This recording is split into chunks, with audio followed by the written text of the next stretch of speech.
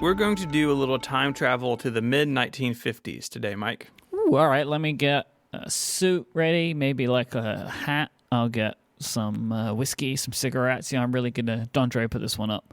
Yeah, don't forget your hair cream. Well, I guess you should pack a fire extinguisher and carry around these cigarettes. I don't think I know how to do it, so.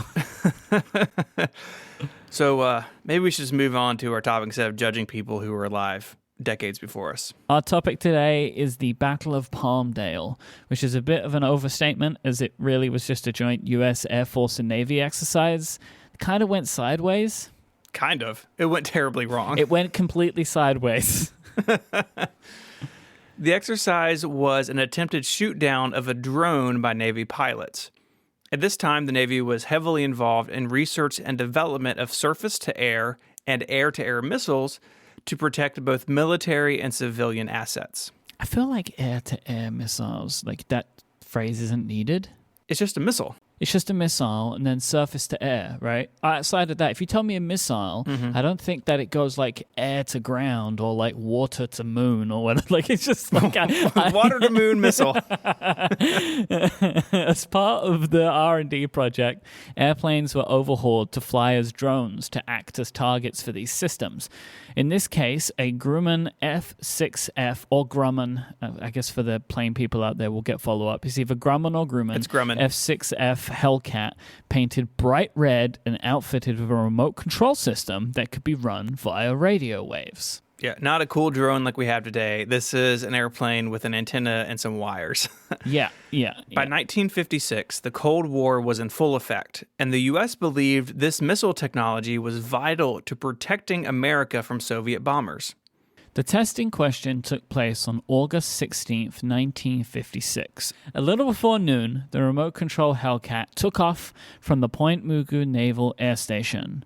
Flown remotely by controllers, it was steered to fly out over the Pacific Ocean to the pre-approved test site. This is when things start to go wrong.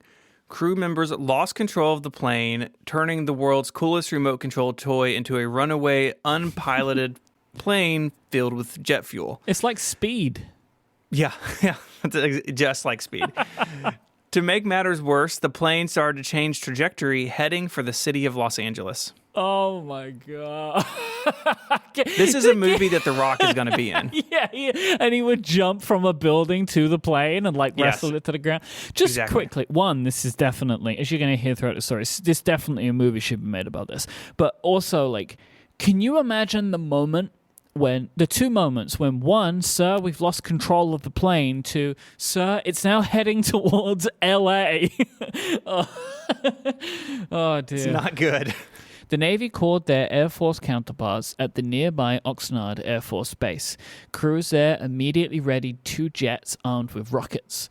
They took off, flying at full speed to catch up with the runaway drone, which was now just northeast of L.A., turning to fly directly over the city.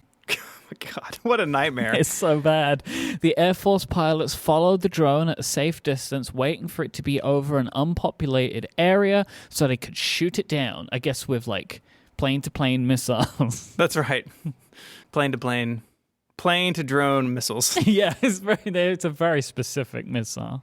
The drone's erratic flight made this a tricky proposition. The Scorpion fighters they were flying had two separate attack options powered by radar and a fancy 1950s onboard computer. Ooh, I wouldn't trust that thing. Using this system, the pilots fired on the drone, but the rockets failed to launch due to a problem with the rocket systems on the jets. Did nobody test anything in 1956? They're just like, it will just work, I suppose. We'll just send them out there. Not even a plane-to-plane missile at this point. It's just a plane.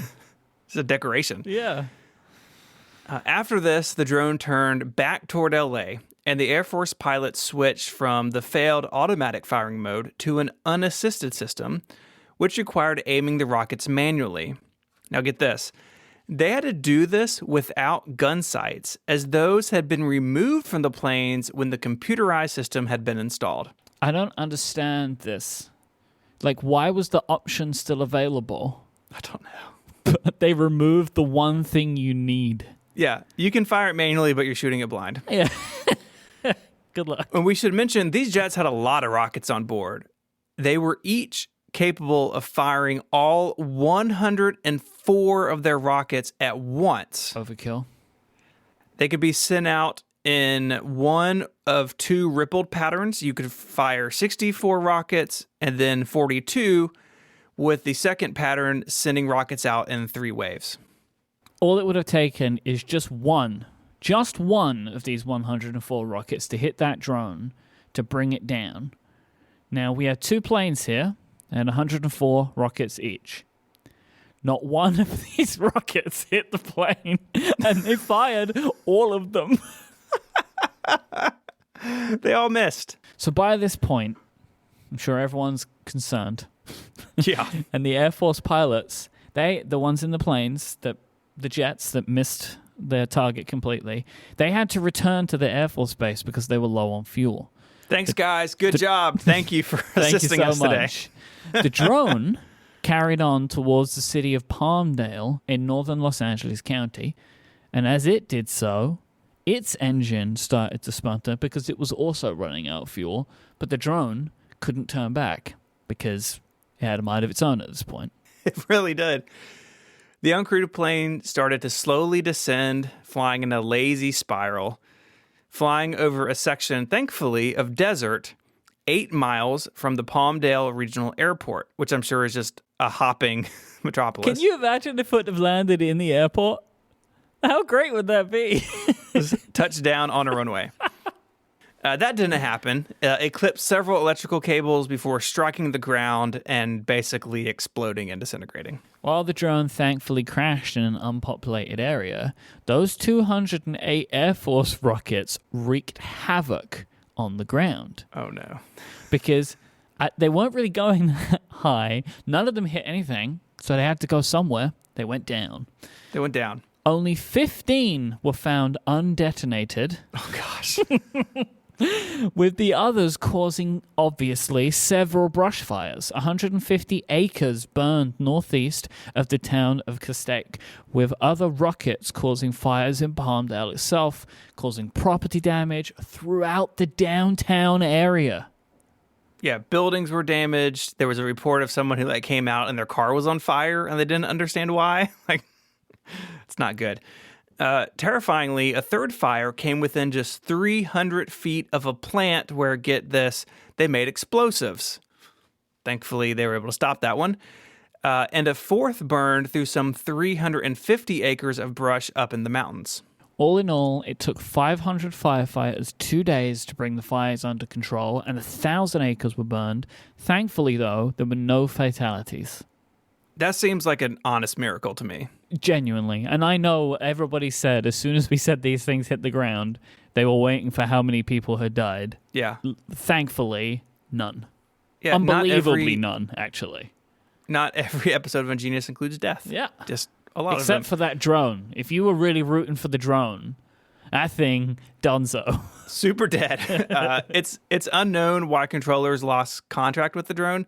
Wikipedia writers said that it is either an issue with the controller or the plane. I'm like, yeah, it's one of those two things. It didn't work because it stopped working. In July 1997, parts of the plane were discovered buried in the desert. I think you leave them there as cursed objects. Don't dig this plane up. Yep. Our thanks to Dan for sending this in. The Battle of Palmdale. What a story. The battle really was just 2 jets and a plane. That was the battle, was just these 2 jets with their 208 rockets. It's one of the worst battles of all time. It really is. No one affected anything. If you want to read more about the Battle of Palmdale, we have some links over on our website, relay.fm/ungenius/119. While you're there, you can send us an email with your own favorite Wikipedia topic, just like Dan did. You can become a member and support this show directly. Thank you so much to our Ungenius members. It means a lot to us. You can find us online. Mike is on Twitter as IMYKE, and you can follow me there as ISMH. And until our next podcast, A Podcast Missile, Mike, say goodbye. Bye-bye. Bye, y'all.